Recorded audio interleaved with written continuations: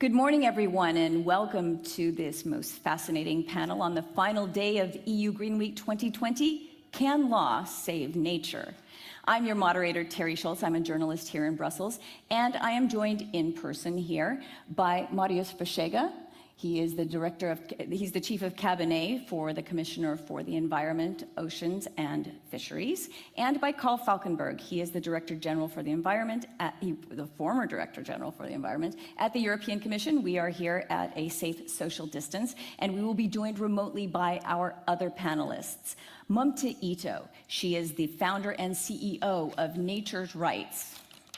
Jens Benohr, he is an anthropologist and a National Geographic Young Explorer.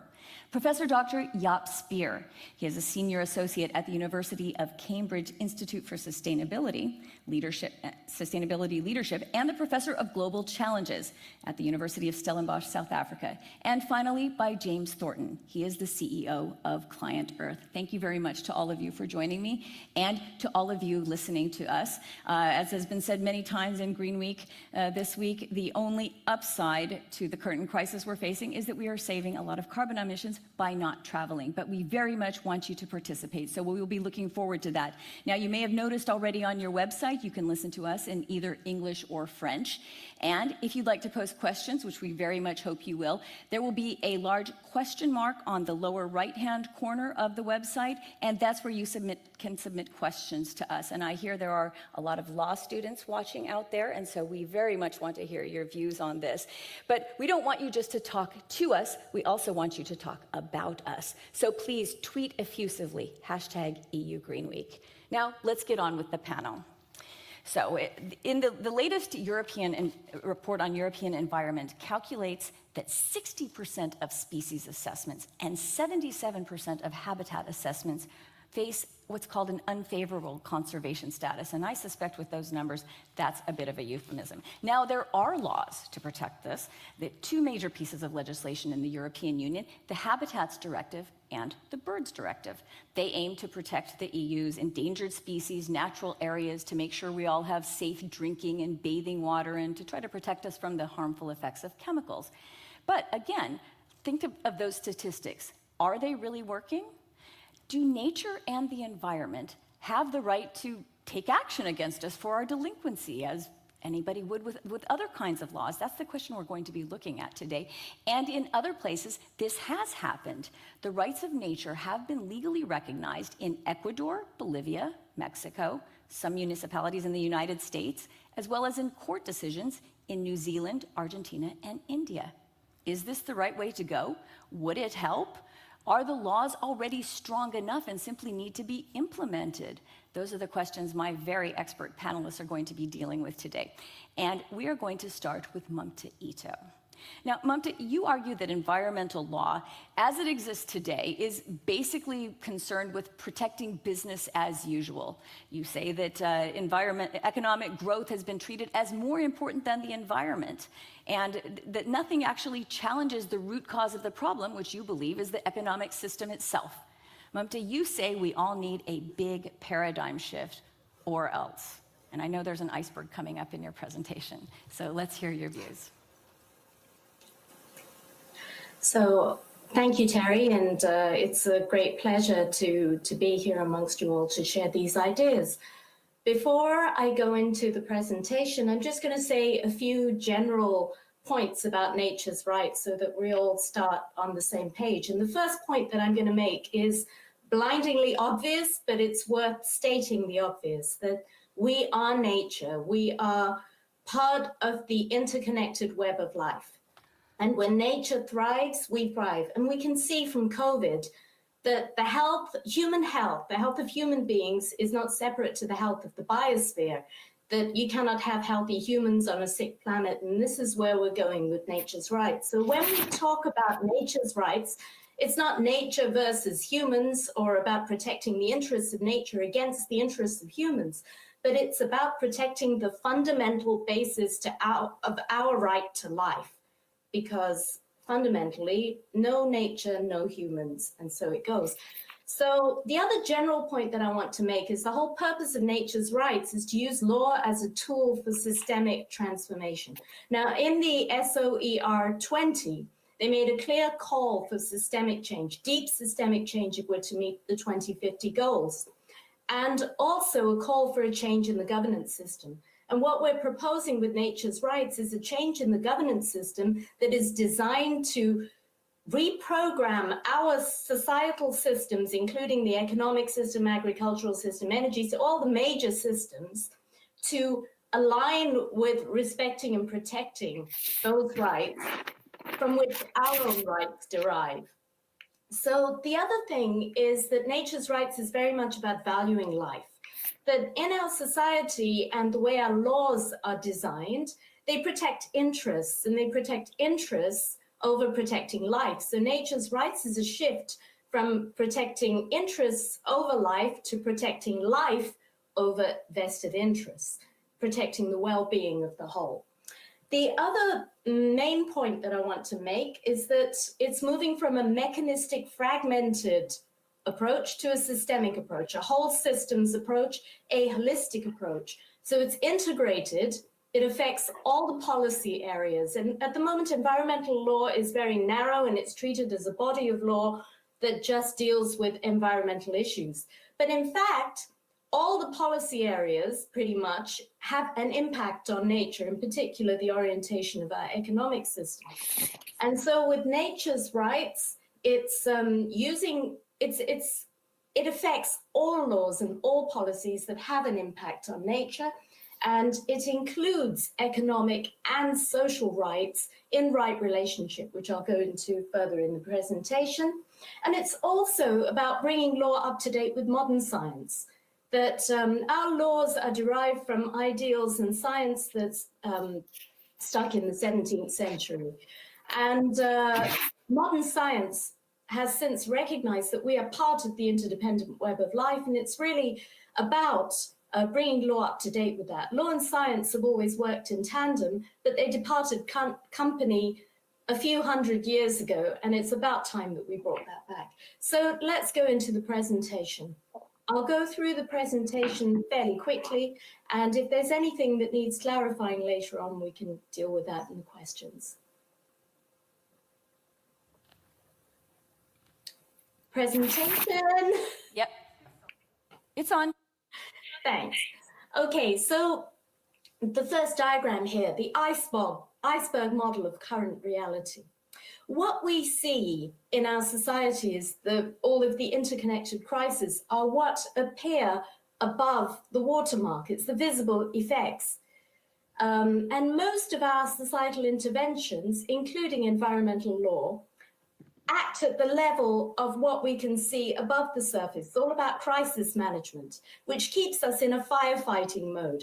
However, to be more efficient, intelligent, and effective, if we start working on what actually generates those visible effects, the invisible structures, the systems, the paradigms, and the consciousness that generates it, if we can change that, we can start to reprogram our societal systems to generate different results, regenerative results on autopilot, which is a lot more efficient than just trying to tackle each popcorn as it appears. I call it popcorn, popcorning problems. So next slide. These are the icebergs as they apply to the current model and the Nature's Rights model. So in our current reality, we're starting with separation consciousness. Separation consciousness then gets encoded into law. Separation consciousness manifests as this mechanistic paradigm. It then gets encoded into law as nature as objects, resources, and property. That then legalizes certain things in our systems. It leads to fragmented systems that work in isolation to each other. So environmental issues are dealt in a silo to economic issues, to agricultural issues, and so forth. And we end up generating all of these results that we can see: pandemics, mass extinction, climate change, even social problems, alienation, concentration of wealth and power, and so forth. However, it needn't be that way. We start at the base, And we start to encode a different paradigm in law, a paradigm that is validated by modern science and also by everybody's experience. We start with unity consciousness.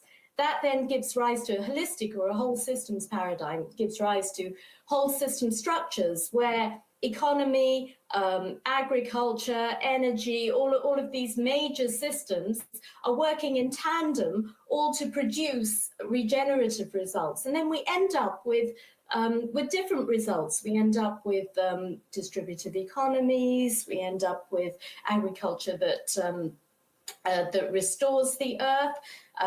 We end up with energy that is produced in renewable ways and so forth. All of the good things that we want to see in society that ensures a thriving future, not just for humanity, but for all the other species, and producing that on autopilot and using law as the vehicle to do that. Next slide.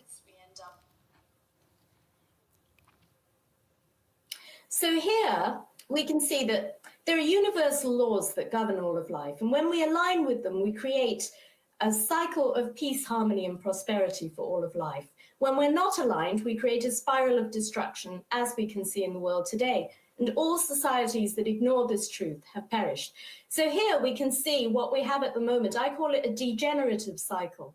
We can see how this separation consciousness, the mechanistic paradigm, then gets encoded in law, nature as objects, resources, and property, that then legalizes economics based on infinite growth on a finite planet, legalizes agriculture that destroys the earth, energy that is taken faster than the earth can replenish, and so forth. And that generates all of the degenerative results in the form of the multiple crises that we can see today, which then reinforces the separation consciousness, the mechanistic paradigm, and so forth. And we keep going into this road to oblivion, which I call death. Next slide. However, it needn't be that way. Instead, and let's face it, we're way beyond sustainability. We can't just be thinking in terms of sustainability. We've got to think about regenerating what we have. Law can be used as a vehicle to encode the unity consciousness into law, a holistic paradigm, a whole systems paradigm. And we do that by nature being its own entity, rights-bearing entity, not just on its own and separate to human beings, but a nested hierarchy of rights, which I'll come to in a moment. That then scales up systems that work in alignment with that goal. So you can have distributed regenerative economies, agriculture that replenishes the earth, energy that is gotten in ways that don't deplete nature more, faster than she can replenish, and so forth, then leads to a very different kind of society with increased well-being, all of which are the goals that are actually written down in the SOER and in the 7th Environment Programme and so forth. That then reinforces the unity consciousness, and we create this virtual cycle which leads to life. Next slide. Right, so here, this is coming more concretely to what are we actually talking about when we talk about rights of nature, and how can these ideas be encoded in law? So at the moment, if you look at the first diagram, the 3 interlocking circles, this is our mainstream model of sustainability, where we have people, planet, and economy.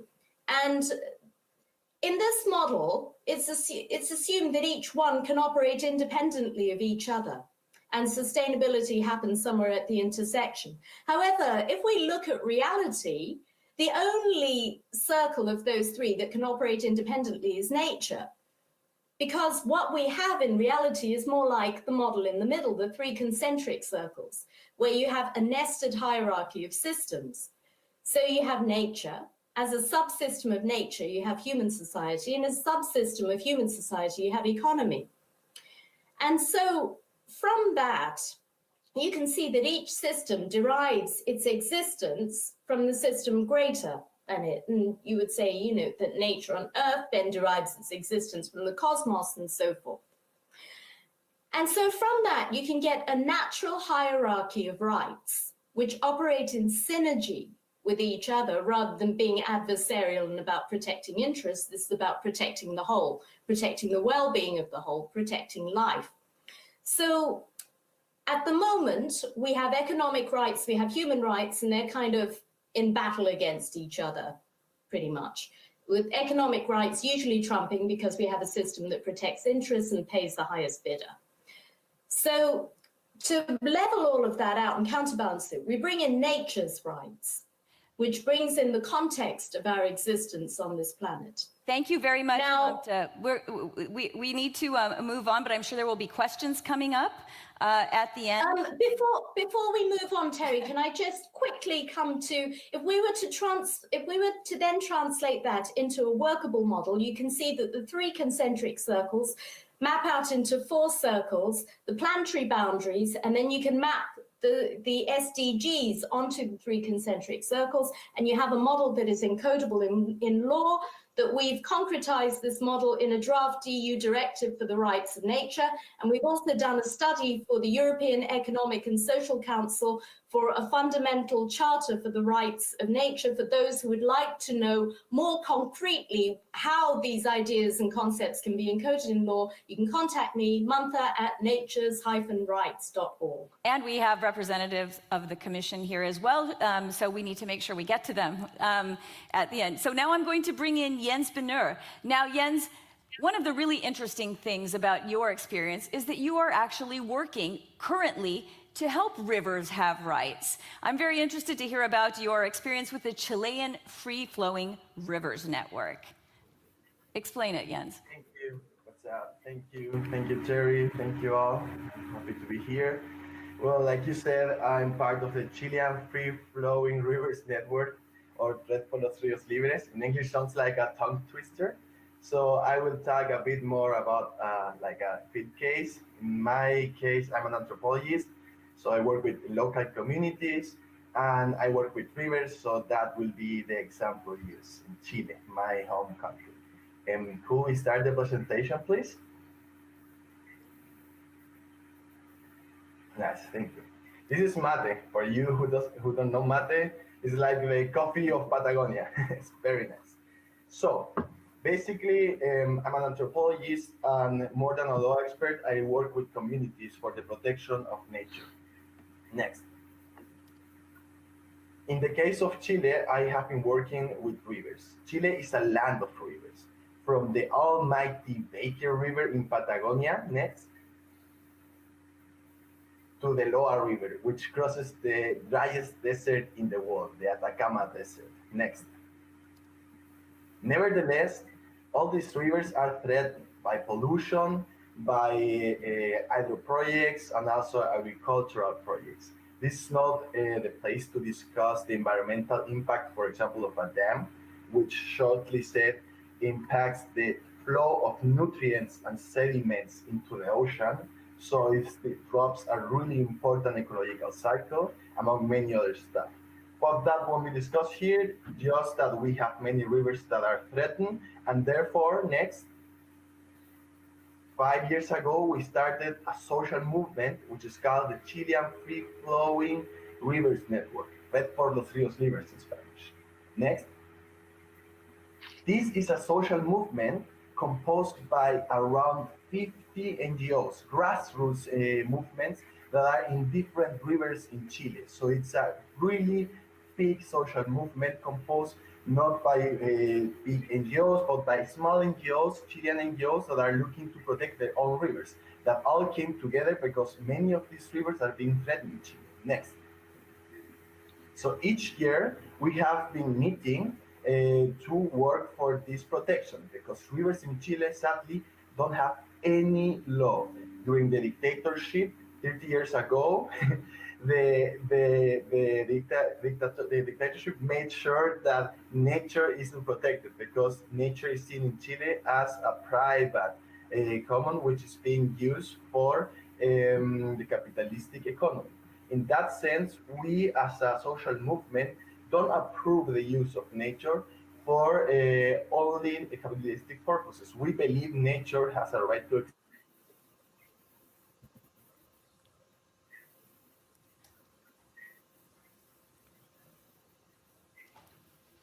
Okay, it appears that Jens, there we go. Jens, can you hear me? My panel may be stuck. Okay, it looks like we're having problems, but this. Oh no, I see life in James Thornton Square. Okay, we're going to change our speakers around. Mr. Thornton, you have said law is a powerful tool that can change the way we live in the world. Of course, that's music to the ears of lawyers, maybe even some in the European Commission. So you say it can change, but it won't be easy, will it? There are so many unanswered questions, and I'm hoping that you're going to be able to answer some of them. Well, thank you. It's a pleasure to be with you all this morning. So I do believe law can change how we act in the world. Law is, in a way, a snapshot of what any people thinks about their place in the world at that moment. And in the EU, we have lots of good laws that aren't well enforced and other laws that need to be improved. So I wanted to give you 4 examples of how citizen groups like ClientEarth, like my organization, can help the Commission to make the European environmental laws work. And there are 4 ways I'll mention, and then I'll give some examples. So the first is by helping the Commission by working in the parliaments to write good laws, so to make sure that the laws are ones that are clear and enforceable. Second, by helping the Commission build and win its own cases, so supporting infringement cases by working in member states. The third is by bringing our own cases, citizens' own cases, in member state court, kinds of cases that the European Commission can't bring. And finally, by working to open the European courts to citizens asserting their rights. So, examples. So, helping write good laws. This is very important. Here's an example of working with, so we work in partnership with hundreds of NGOs all the time, we always work in coalition. So, when the Common Fisheries Policy was last reformed, we and our coalition worked to get a 2020 hard deadline into the Common Fisheries Policy to end overfishing. Recently, that was sought to be amended, and it was going to be delayed, that hard deadline for overfishing, until 2025. But happily, we and all of our partners together defended that deadline, keeping the 2020 deadline. So a law which is clear and should be enforceable stayed that way. So that's defending a prior gain. And the second example would be in the Single-Use Plastics Directive. There, with our coalition of NGOs, one of the many things we worked on was to get a ban on the use of oxo-degradable plastics. Why is this important? Well, industry wanted a very complex set of procedures, some oxo-degradable plastics okay, some not, and so on.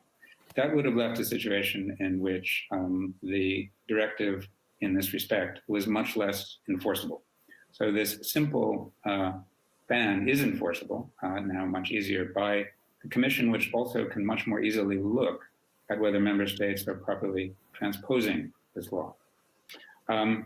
So second, the Commission has few investigative powers, and unlike in the case of meat inspection, where it has hundreds or perhaps thousands of meat inspectors, it doesn't have any environmental inspectors. So citizens can really help the Commission in their own infringement actions by working on the ground. 2 examples in the Białowieża case. Białowieża forest in Poland is the last great mixed forest left from the Ice Age. It's protected by the Nature Directive, Birds Directive, and Polish law, but the Polish government was eager to cut it and was doing so illegally. So we and a whole coalition of Polish NGOs worked closely with the Commission, supporting its infringement action against Poland, which was successful in protecting the forest. This is really a flagship, excellent example of how an infringement action can work and can be brought quickly and effectively, and how citizens can support it. A very recent example is cetacean bycatch. So we and our coalition brought a complaint to the Commission alleging that 15 member states of the EU were not enforcing requirements to protect cetaceans under the Common Fisheries Policy and other laws, and violating their legal duties in so doing. Now, this was a very detailed complaint that required lots of fact-finding in these 15 member states. So that detailed complaint went to the Commission. The Commission used it as the basis then of their own infringement action against France, Spain, and Sweden. So another successful cooperation, I would say. And I look forward to that, the Commission winning its case. I'm sure it will. The third example was citizens can help enforce the EU environmental laws by bringing their own cases in the member state courts. Again, two examples. The first one here is air quality. We, starting in 2010, have now brought over 80 Clean Air Act enforcement cases with partners in 20 countries throughout the EU. What this has meant is that court orders in the UK, for example, by the Supreme Court, have been issued again across Europe. In the UK, there are 61 cities and towns that are writing plans to come into compliance.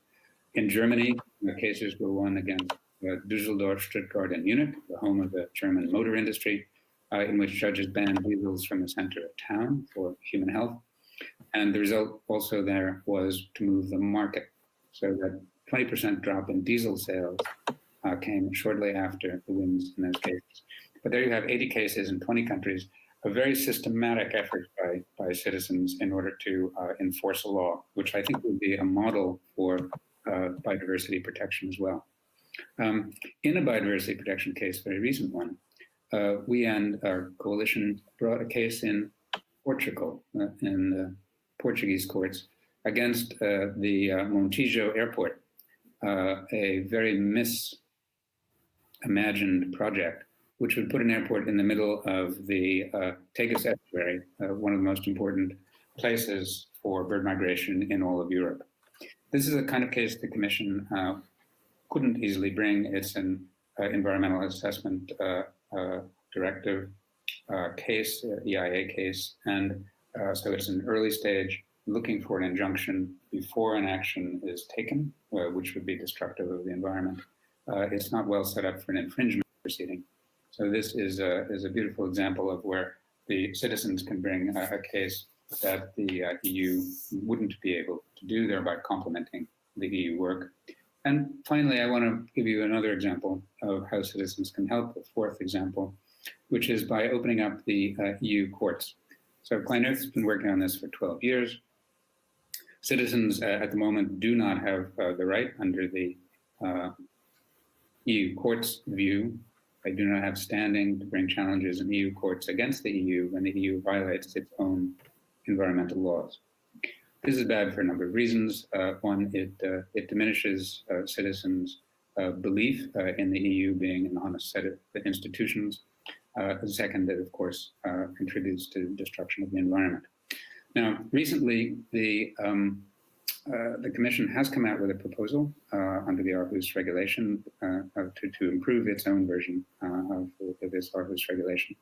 But citizens could use your help in this regard, in that the proposal is deficient in three respects, or I should say it needs improvement in three respects. First, its scope is too narrow, so that many EU actions will not be challengeable in court, even when illegal. Second, no state aid decisions are challengeable, and state aid decisions channeling the flow of enormous capital have a great deal to do with the destruction or protection of the environment. And third, there's no protection for citizens in the costs in bringing cases. So naturally, what we and our colleagues will do is go back to Parliament, which brings me back to point number one, helping to write good laws. So in Parliament, citizens will be asking for amendments to this proposal so that citizens for the first time in the EU will be able to assert their rights to have the EU comply with its own laws. And this refers not only to the Commission, of course, but to all of the EU entities, and it's often other EU entities that one would like to challenge. So those are 4 ways that citizens can help the Commission in making sure that environmental laws are effective and implemented well, that you help to write the laws, that you then help the Commission bring its own infringement cases, that you bring cases in the member state courts, and finally that we open up the EU courts so that citizens can assert their rights there. These 4 ways, it seems to me, in summary, allow citizens to support, to complement, and also, importantly, to supplement what the Commission can do on its own. It's been a great partnership. It's often, it's very, very, very agreeable a lot of the time to work with the Commission because, as you said at the beginning, the Commission's own lawyers are very, very eager to make the environmental laws work, and whatever we and the other citizens groups can do to support, and also then to trumpet the success of the Commission in enforcing the laws, as in the Biodiversity case, we will do. Thanks very much. Thank you much, James. And also, yeah, as you say, it's really nice to hear of times when cooperation works. And you also, by the way, have answered a question that has come in on from our chat channel here from Anya Setnichar, who was asking, what can citizens do? So you've just given a very practical summary of how citizens can invest in this process and try to help. Now, we do have Jens back from Chile, and I'm going to give him now just a moment to wrap up his presentation. Jens, do we have you back? Thank you, Terry. Sorry, I was kicked out by this crazy internet. Hopefully, it doesn't happen again. So I will just go shortly through the rest of the presentation. We were coming to the sweet part. So we basically, we have this Chilean free-flowing rivers network. We, since 5 years, are meeting each year, and we also demonstrate with all social environmental movements. And we are looking for to propose ways to protect rivers in Chile because there are no protection. Next. So we are looking into other examples. For example, giving rivers legal personhood. In that sense, if companies, for example, have personhood, why not rivers? Why not forests? Why not mountains? It makes sense, right? In that case, there are many examples. In Colombia, the Atrato River was declared also a legal person. In India, the Yamuna, the Ganges. In New Zealand, the Wanganui, and so on. So it makes sense as a way to protect rivers to actually give them rights. That means also to ask ourselves, what does this mean? Who is actually speaking for the river? When the river cannot speak by himself? So, for example, there are committees that are made up for this. In the case of the Wanganui Maori people who speak for the river, but then you ask yourself, is this retroactive? Is this, for example, something that if there is a dam in the river, it will make it possible to dismantle that dam to have a healthy, free-flowing river as a person? Those are important questions to address. Next.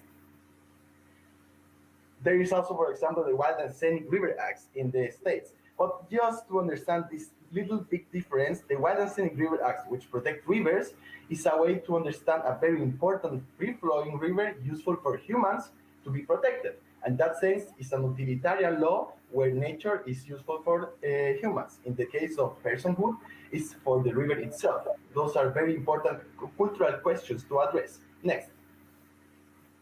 But we also are looking to inspirational constitutions. In this case, from left to right, you can see the Ecuador Constitution, the Bolivia Constitution, and the Montenegro Constitution. Why are they so interesting? Next. These constitutions, next. In the case of the Ecuador Constitution, 2008, recognizes nature rights. What does that mean? It's a very important question we have to keep discussing. In that sense, is what I was talking about. For example, if there is a forest which is threatened, there is you go to the court, and then there is a representative for the protection of that forest. Next. In the case of Bolivia, there is the recognition of the Pachamama. The Pachamama is the Mother Earth, and also it's very similar to the nature rights. Next. In Montenegro, we can see that it recognizes itself as an ecological state, meaning that nature is a source of health and spirituality for humans. But then, again, this difference, this cultural difference, these two first constitutions, you could see there, they were about nature rights and rights for nature by itself. Here there is nature for humans, so we have to have always in mind these cultural differences. Next. So this is the most exciting part. On Sunday, there will be a referendum in my country, in Chile, to choose a new constitution.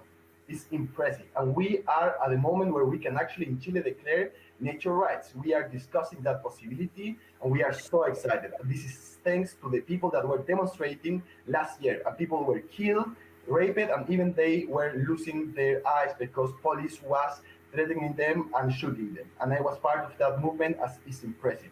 And I'm really looking forward to a constitutional change in my country because the constitution we have was made in dictatorship.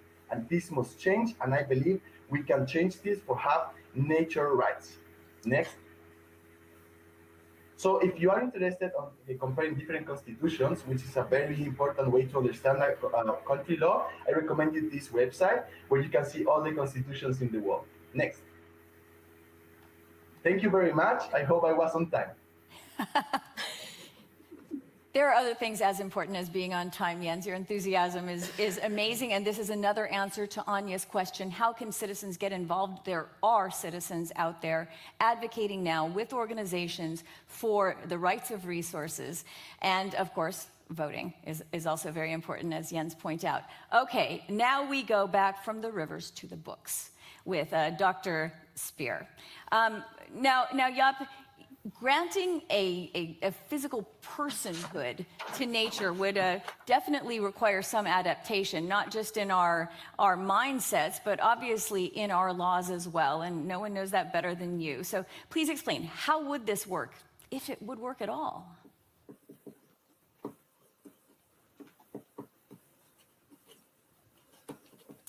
Oh, goodness. This has been a problem. Okay, if Jaap is not able to give his presentation, we have Sarah Zian from the European Commission, and we do have a summary of Jaap's presentation that we can give while we wait for, hopefully, his connection to come back. Sarah, why don't you come here and take this microphone, because his point of view is extremely important here. Thank you. So, Jaap, I will talk on your behalf. So, for you, what's important is to be concrete about this question about interesting rights. What do we mean by nature? What rights do we want to convey? Almost every human activity has an adverse impact on the environment. The emission of GHGs is a perfect example. It is impossible to reduce global emissions to zero overnight. Hence, a right to leave nature untouched amounts to an unachievable goal. Without a clear understanding of what is meant by intrinsic rights to nature, it is difficult to answer the question whether such rights are necessary and desirable. The flip side of a right is an obligation. If we cannot formulate concrete obligations of single players, states and enterprises, nature will pay the toll. There is regrettably little appetite to enter into discussions about the concrete obligations. Embracing vague and trendy concepts may backfire. Liability for pure ecological harm covers a wide area, including the adverse consequences of climate change on nature.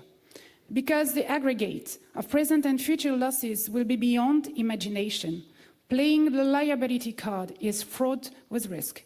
Fully fledged or generous liability right now means no money will be left for future victims. However, sympathetic compensation of pure ecological loss is, if spent usefully, victims and courts may feel tempted to open the floodgates because deterioration of the environment is often paired with major injustice to people, present and future generations. In other instances, people suffer losses, whereas the planet does not. A focus on the liability requires a broader view, encompassing all interests at stake, on how to balance the diverging inter- and intra-generational interests. The interests of the most vulnerable people and countries deserve specific attention. Nature is of crucial importance, but not all that counts. Access to justice is a different story. NGOs often are the drivers of change, as case law from around the globe illustrates. In countries with the judiciary reluctant to assume responsibility for coping with the urgent demands of our time, it is useful to explicitly empower NGOs to serve as plaintiffs in case, for instance, of impairment of the environment. If their role in litigation is secured, at least one hurdle to victory is removed.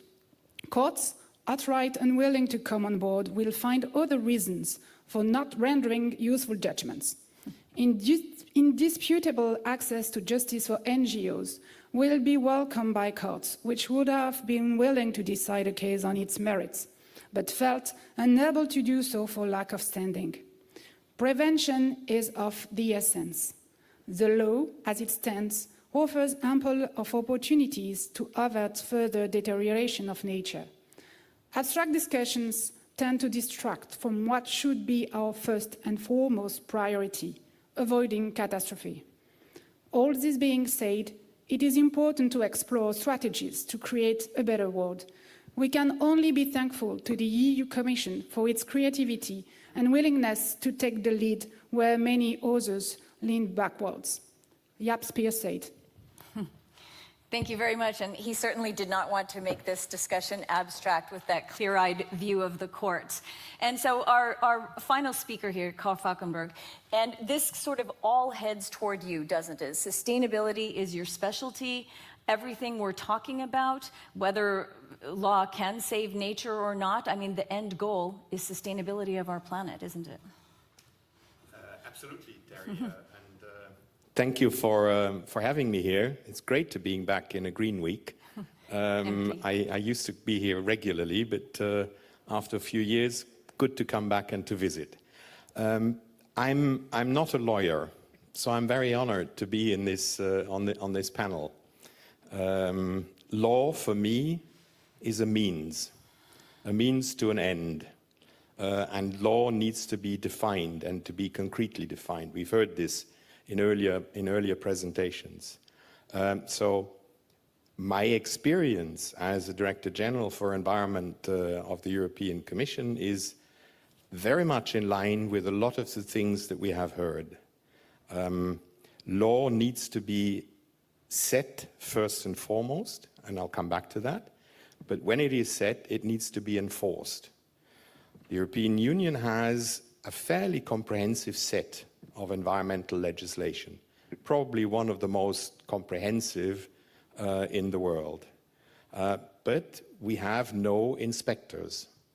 And I have regularly said that my inspectors, the inspectors of the European Commission, are the European citizens.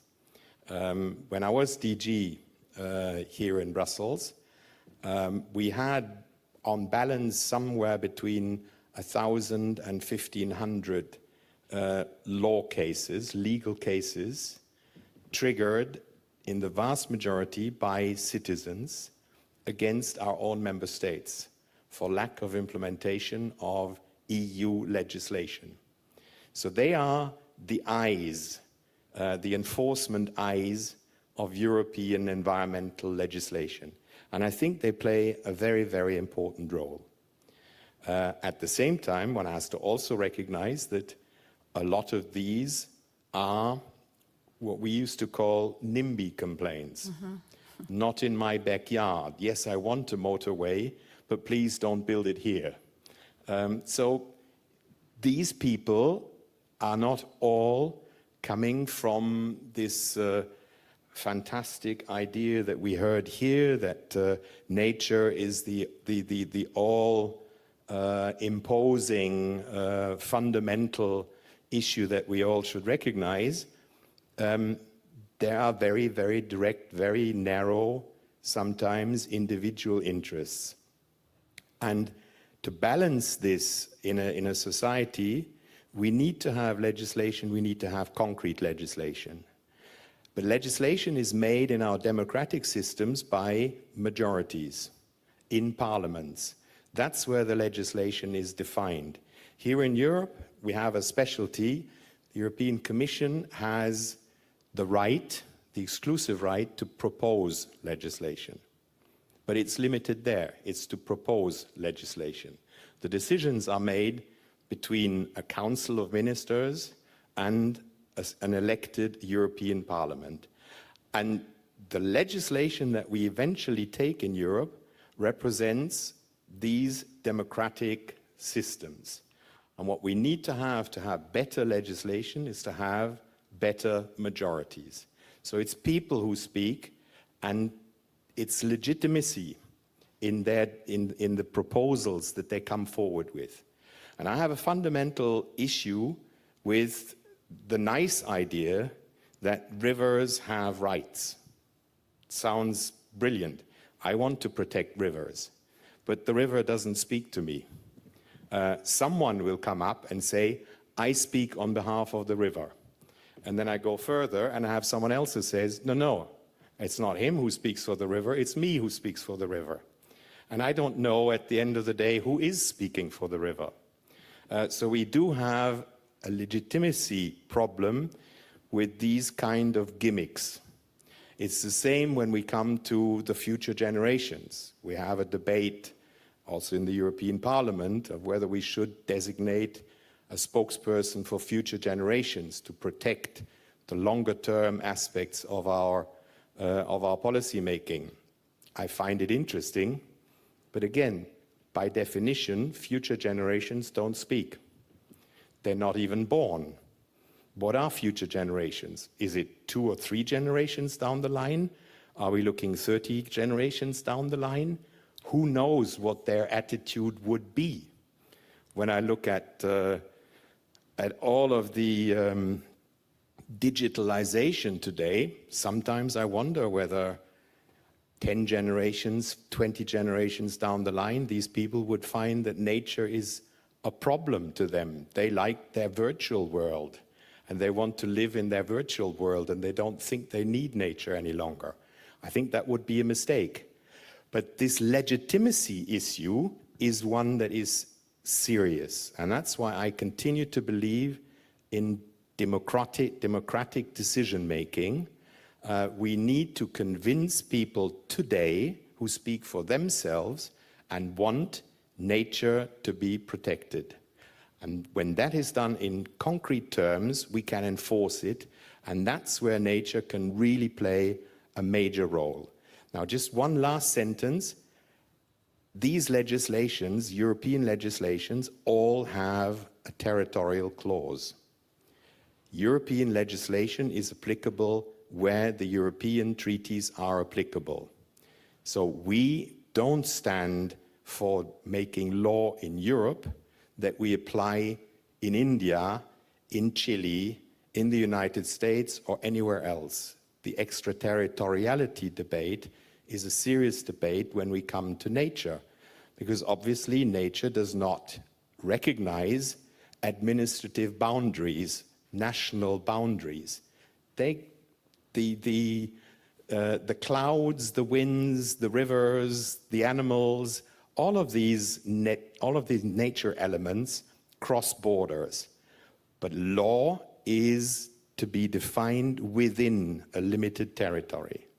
And so we need, on top of having good domestic legislation, we need to work internationally to come together and to set up international conventions, which we have done. Convention on Biodiversity, UNFCCC for climate, long-range chemical pollution.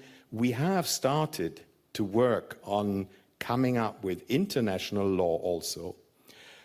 But my last sentence on this is a carousel. Think of a rotating carousel, and you turn this carousel ever faster. There are centrifugal forces and centripetal forces. I think that a society is defined by the level of centripetal forces, and the faster your carousel turns, the more centrifugal forces come in. Within the European Union, we have a relatively solid centripetal force. We want to stay together. We want to abide by the rules that we collectively have designed. When I look at international conventions, I think there are far less centripetal forces for the moment. when a country doesn't like the outcome at an international level, it tends to not implement or even leave a convention, which we have just seen by the American administration leaving the UNFCCC Agreement of Paris. Thank you. Thank you very much, Karl. And I just wanted to ask Jens, because there were some very practical points in your presentation. Jens, what do you do when people say you don't represent the river? Because he does work with, the Chilean River Organization. Jens, what do you say when they say, hey, but you're not going to be here years later, and this is your part of the river, which of course doesn't work? Those were really good points, Karl. Very good and clearly said. Thank you, Terry. In the case of the river's legal personhood, there are interesting examples. For example, in the case of the Wanganui River in New Zealand, they have a commission made by lawyers, but also like the local communities, the Maori communities. And in that sense, it's very important to clarify that these laws are cultural dependent. They are cultural dependent in the way that most of the laws you saw where people recognize the river as a person are in the countries where there are a big population of indigenous people, which have another comprehension of nature. In that sense, for example, for them, the river is not an object, it's a subject, and the way they understand the rivers is so different. So they create these indigenous commissions that it's a very good question because, like the Lord said, I speak for the tree, who speaks for the tree, right? So they have a group of people, and this is intergenerational, that understand the river, that work with the river, but at the same time, it's not one person, it's not two persons, but there are several communities that live by the river, and that's so important. Living in the territory where there is the forest or the mountain or the river, which is being represented. Because of course, if you are very far away from that place, you won't understand what the discussion is all about. So yes, those are very important questions to address. There are ways to try to solve this problem, but it's an ongoing discussion that we have to keep working with. Thank you, Jens. And we've just had a comment from Sylvia Bagni on our chat line, who says that an ombudsman needs to be appointed, and that in Ecuador, all persons have legitimacy to speak for nature, and this has not created problems. So I'd very much like to explore that more, but we are running out of time, and there is a question for the Commission here that I would very much like to have addressed by Mariusz, and that is that how does the Commission, under the MFF, the 7-year budget, give member states the necessary resources to implement and govern the existing laws and regulations? That comes from Magnus Wessel from Friends of the Earth, Germany. Thank you, and good morning to everyone. A very inspiring and interesting debate. But first to the question, and here I think I should say that respect to the EU law is the glue which actually holds the EU together. So to start with, it's always the best if the EU law is applied by everyone in the EU voluntarily, so that that there is no necessity for coercive measures and so on. And for that, I think the advocacy of us here in the Commission is extremely important. That this is what we do. This is why we have sometimes heavy procedures to come to the adoption of certain laws, because that allows to really discuss and rediscuss and convince the opponents that actually this is the best outcome and you should be applying it afterwards. Of course, if this does not work, the Commission, as guardian of the treaties, never shies away from infringements, and already in our mandate here, in 11 months, we managed to start more than 150 cases.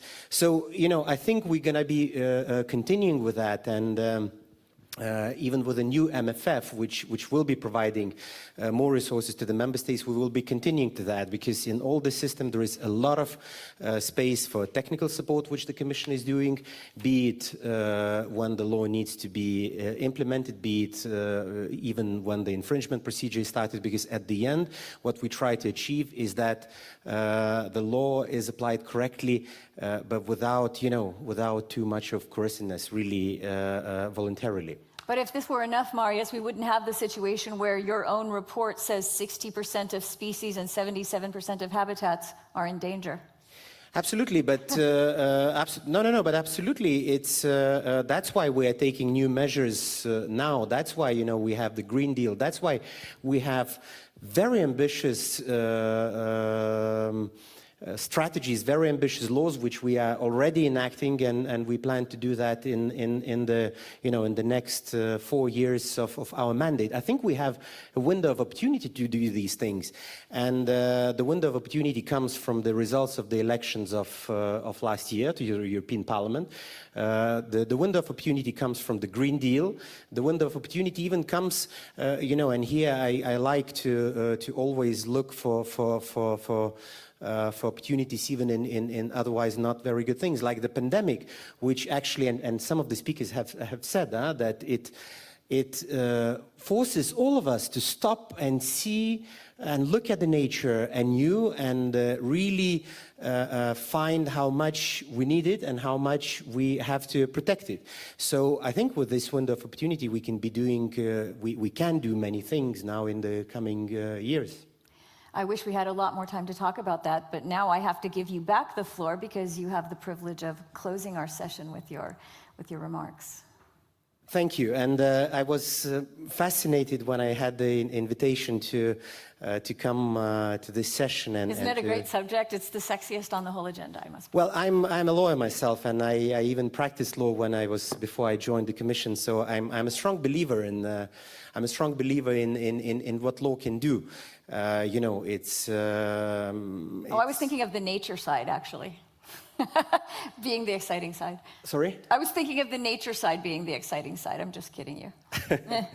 Well, but of course, it's also interesting, when I was coming here, I was thinking when you have two lawyers, you always have three opinions. But here, actually, it seems that most are going to not necessarily into the same direction, but, not necessarily the same routes, but in the same direction. Because, starting from Mumta, who sees law as a tool to create a systemic change and achieve a holistic approach where nature is not an object, resource property, but has rights.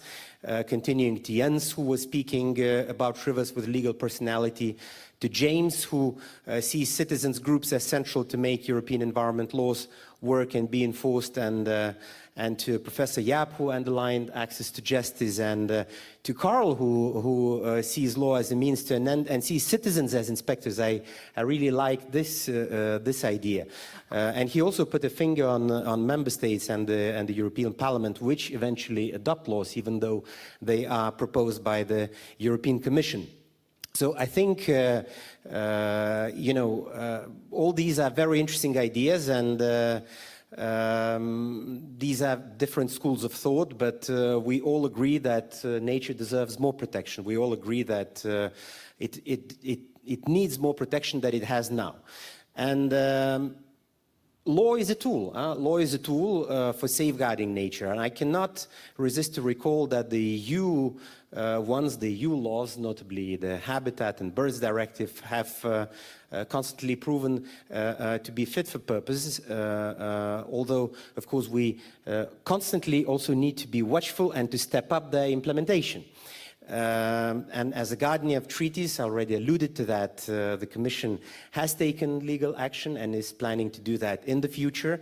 DG Environment, and I hear also that when Karl was in DG Environment, was also very active on infringements here, and in fact, we are also planning to be very active. But not only that, I already mentioned about the window of opportunity, and I think we are using that window of opportunity with Biodiversity Strategy, which has been adopted in May, and this is, I think it has been mentioned by many NGOs that this is something very ambitious, that this is something which can really make a systemic change. Chemical strategy, which was just adopted last week, of which I'm also very proud. It was something developed under the Commissioner Sinkevicius. But also other things which are directly related to law, such as access to justice.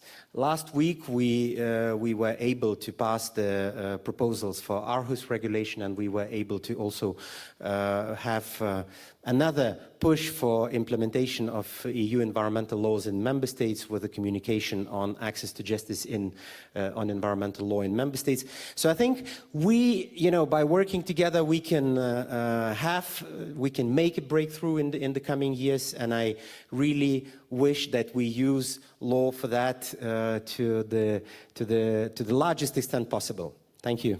Thank you very much, Marius. So we all agree that something has to save nature, whether it's going to be law or not. But this has been a really fascinating discussion. I would encourage everyone to continue discussing these issues on Twitter at hashtag EU Green Week. There are already some other questions coming in to Karl, for example, about his very dynamic presentation. So I hope that we all will continue this discussion, because something has to save nature.